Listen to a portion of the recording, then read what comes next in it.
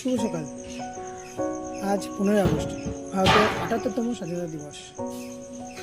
সবাইকে আমার পক্ষ থেকে আন্তরিক শুভেচ্ছা ও অভিনন্দন জানাই। বন্ধুরা, ভারতবর্ষের ইতিহাসে অন্যতম গুরুত্বপূর্ণ দিন হচ্ছে এই স্বাধীনতা দিবস।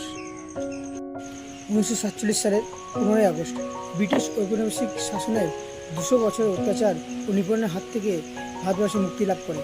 তাই এই দিনটিকে স্বাধীনতা দিবস হিসাবে পালন করা হয়।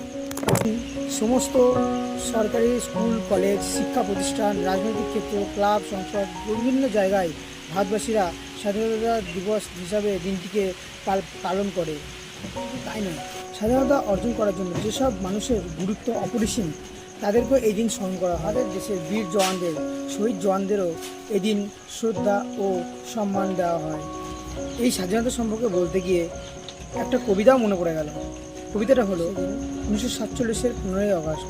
পরাধীনতার গ্লানি থেকে বেরিয়ে এলো সমাজ। স্বাধীন রবি উঠল সেদিন ভারত মাতার বুকে।